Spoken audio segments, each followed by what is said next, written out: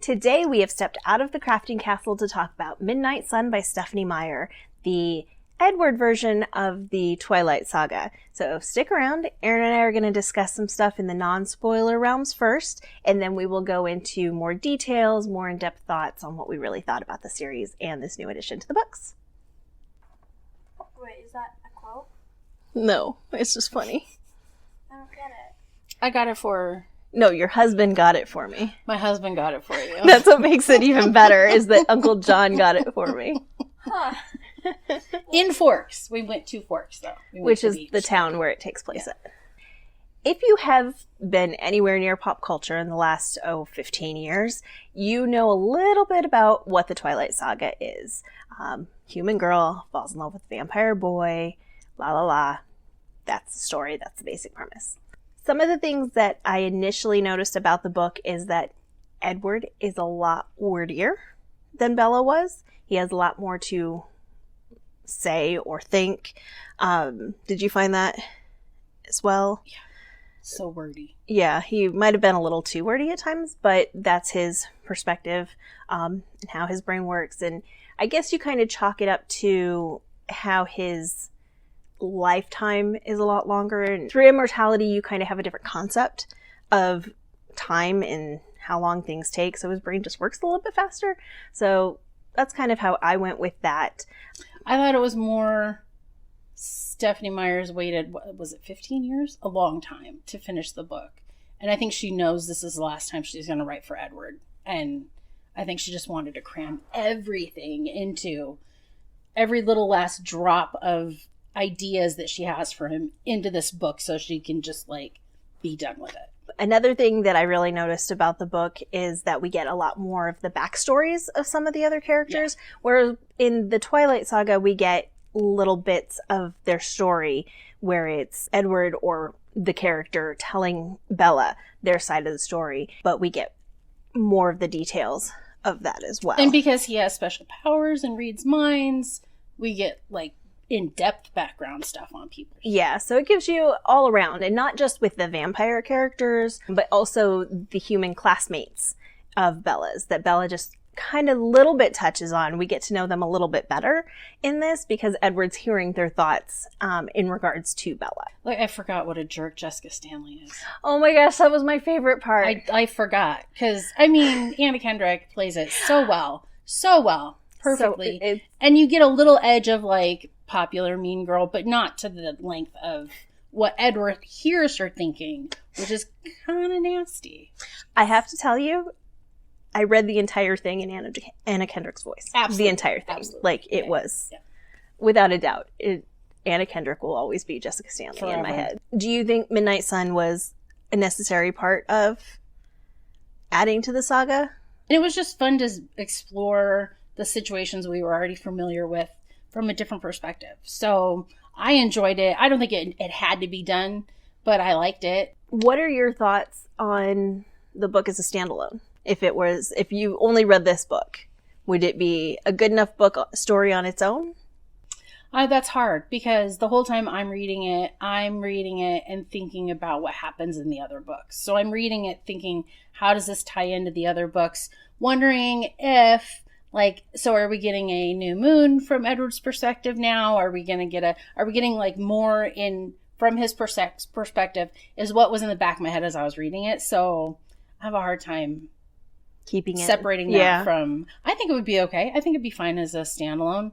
I kind of think a Jacob version of New Moon would be amazing. Personally, I think that'd be a lot of fun because... Oh, so you think she should do the 4 series again, but then do them from a different character? Mm-hmm. I like that. Well, anyway, we can discuss that in the comments below. Let me know what you think, if you'd like to see what other stories, perspectives from other characters you'd like to see. I do want to get into a little bit more with the specifics of what we liked and what we didn't like about this series. My things, you already know, Jessica Stanley's inner thoughts was my favorite part of the whole thing.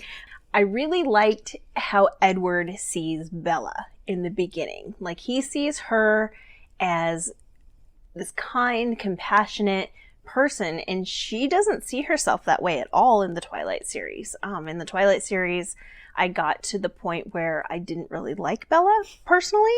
I have had friends who disagree with me on this, but the more I read it, because let's just be honest, I read the series at least 3 times all the way through. Yeah. Yeah, at least. I think you read it twice before I even started to read it. Oh, yeah. By the way, I made her read the first books. I made everybody in our office read the entire series before the movie came out. And I made everybody go to the movies with me.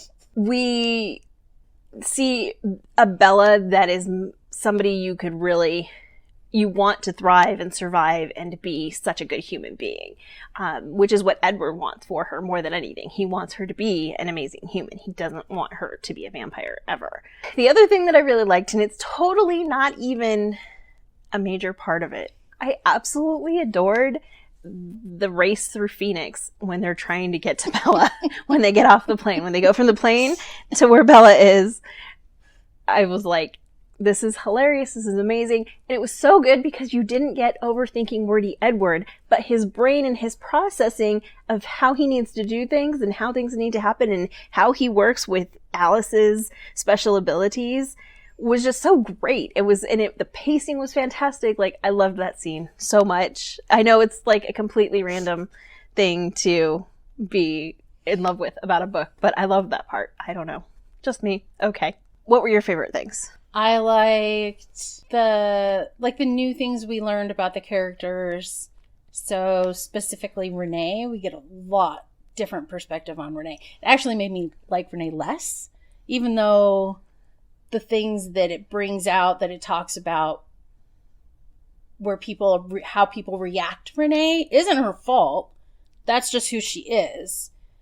But as a mother, I feel like I respect her less as a mother coming out of it than I did going in. But I really enjoyed the story that went with it. And it kind of had its own little section in the book. I like that a lot. Because you don't get that in Twilight at all. Because Bella loves her mom and she knows her mom has her faults, but she's willing to ignore them because she knows her mom's heart's in the right place, which I still think her mom's heart is in the right place. It's just not as mature of a mom figure as you would normally. But I think that makes it explains a little bit better why Bella let go of her human life so easily. Yeah. Because her mom is like that. It's not a standard Leave It to Beaver mom and daughter relationship to begin with. So her going off and never seeing her mother again sounded really weird when I read the books originally. And that I had a hard time connecting with that. But I think this explains it a little bit more and makes it more relatable to more people. Right. When you understand. Things that I did not like about Midnight Sun definitely included Edward's wordiness. It wasn't just that he was so wordy, it's that the way that he's written, real quick, in case you didn't already know, Midnight Sun was planned many years ago. And the initial pages were leaked by somebody in the publisher's office online, and Stephenie Meyer was discouraged. She decided not to write it. She put it on the back burner. Clearly between fans, especially if you read her Thank You to the Fans, you understand, her mentality behind it.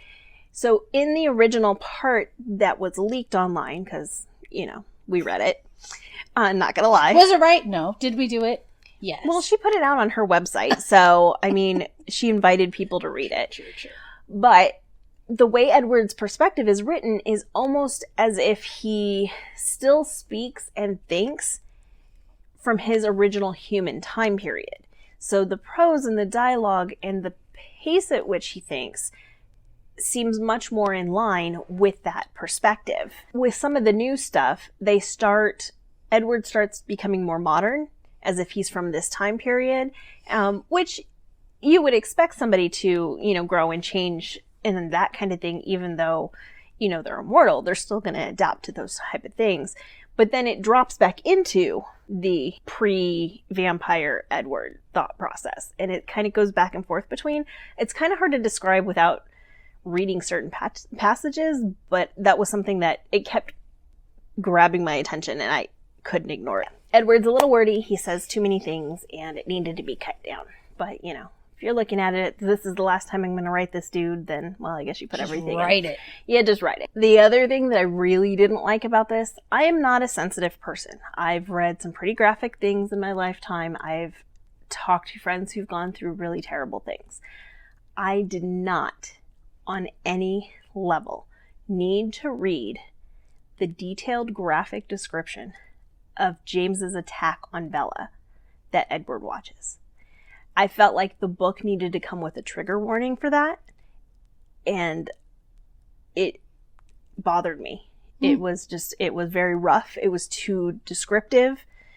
It was too much. I don't think we needed to see that in that much detail. Because usually I'm the weenie, and I make her read all my books first and preview them so that I know they're not too scary for me. But I don't even remember that scene. Really? Mm-mm. Oh man, No. it was too much for me. Like, it was intense. Like, it wasn't scary. It wasn't that kind of thing. It was, if somebody's been through an abusive situation, it's going to seriously put them in a different headspace than somebody who hasn't. And I would have at least given a little warning for that for some people. Definitely, for sure. Especially when it's still a series that's marketed towards younger people. Did having Edward's insight, his train of thought, in how he responded to Bella, how he's a self-professed stalker, hearing his reasonings and his thoughts behind it about being protective, change your feelings about that aspect? That didn't change it. What got me was when we realized that he foresaw the heartache that he would cause Bella when he left through Alice's visions. So he didn't feel it firsthand, but we know from what he explained in Midnight Sun, that he can kind of feel what she's feeling when she watches that. So it was breaking her heart to see Bella like that. And if he's the one that really loves her, it should have broken his heart when he saw that, enough to not leave her in the next book. So, like, the whole last fourth of the book, all I'm thinking of is how angry I am at Edward because he leaves in New Moon, and then I am now 150% Team Jacob. Like, she was 125% Team Jacob to begin with. Yeah, but So- I'm done with Edward. Edward uses the mythology of Hades and Persephone to equate to his relationship with Bella. My daughter thought this was brilliant. She hasn't read any of the books. I was just telling her about this part. But she is a mythology obsessed person, and she thought that was a great metaphor and really enjoyed that would be incorporated into it. I really kind of agreed with it, and I was kind of surprised at myself that I hadn't thought of it that way before, but that's really kind of what it is. Yeah. And that's, a theme throughout the whole thing, hence the pomegranate. Well, it makes you wonder, on the like, book. did Stephanie Meyer have that in mind the whole time? Like, that was his perspective of it, because she, at what point did she plan on writing Midnight Sun? Or was it just, we need something else red to go on the cover, pomegranates are red, let's tie that into the story? Right. Don't know. It could have been something that came up in, over the years in fan discussions and stuff, and she rolled with it too. That'd be which cool. would be, kind of a neat way to incorporate stuff, and, I like it. So I definitely felt like that nailed it really, really well as far as their relationship is. So, what are your thoughts on the meadow scene? Well, first of all, it wasn't anywhere near that long in Twilight as it was in Midnight Sun.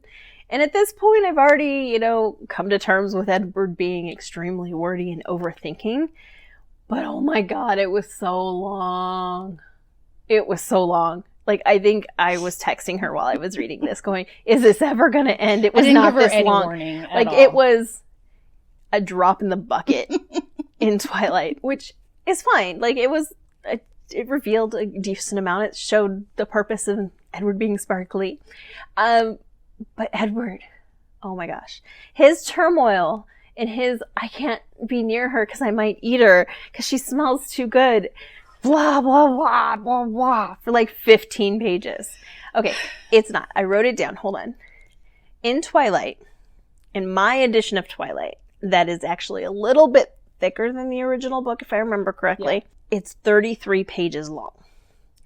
In Midnight Sun, it is 52 pages long. And there are twice as many words on the page in Midnight Sun than there are in my edition of Twilight. That's ridiculous. So it's literally like 3 times as long. And I'm just like...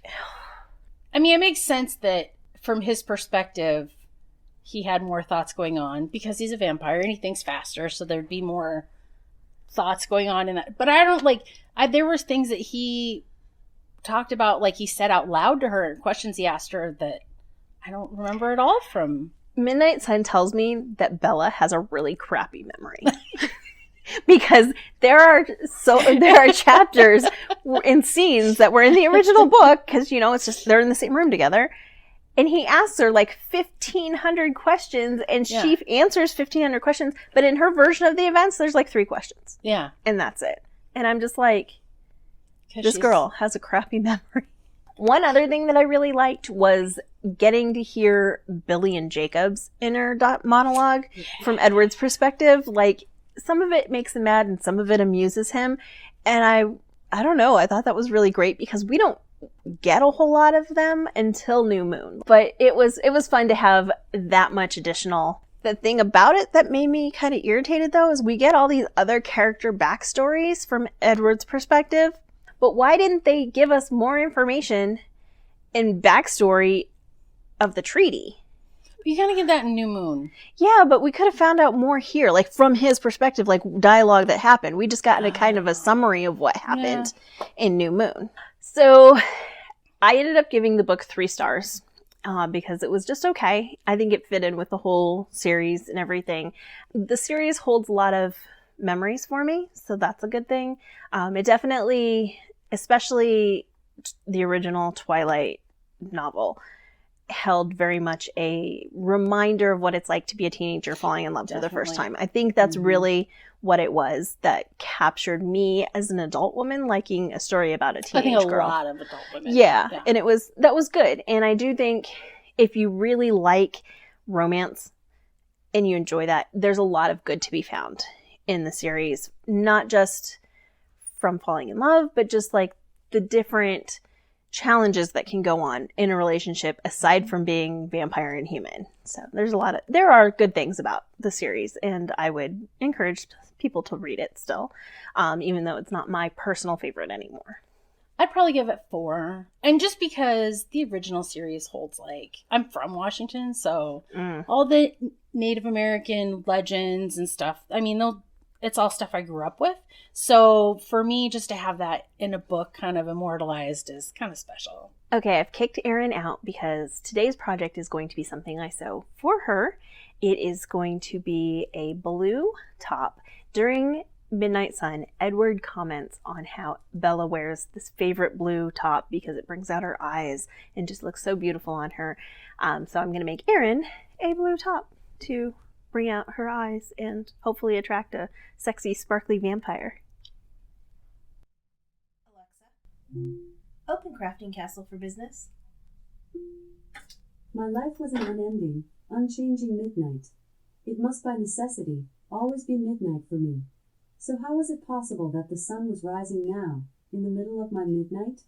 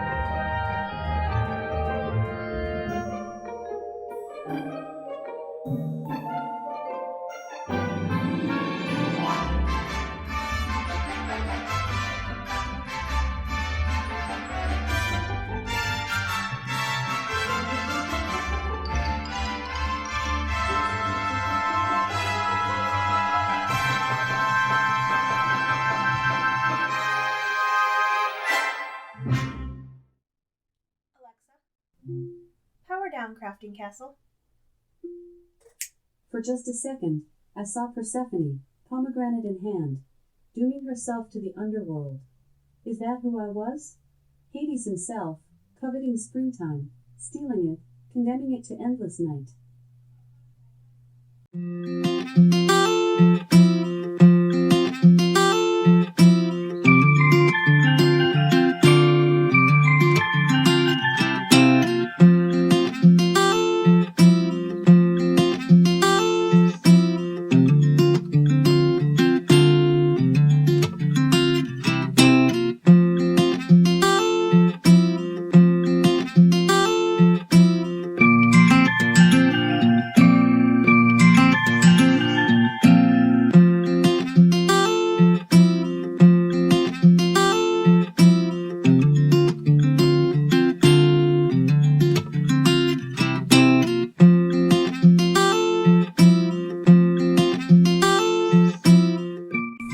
Erin and I would like to thank you so much for joining us this week for our discussion on Midnight Sun. As you can see, Erin is not here to model this for me. She had a flight to catch, so she took off.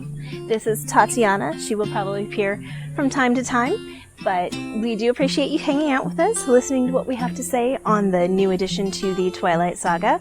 I would love to hear what your thoughts are. Do you feel the same way about Edward as you did in the first one? What do you think about Bella? Charlie, Alice, are they still the same for you, or did you learn a little bit more about them? Let me know in the comments. One last thing, be sure to like this video, subscribe to my channel if you haven't already, and ring the bell just in case so you get notified every single time there's a new video available.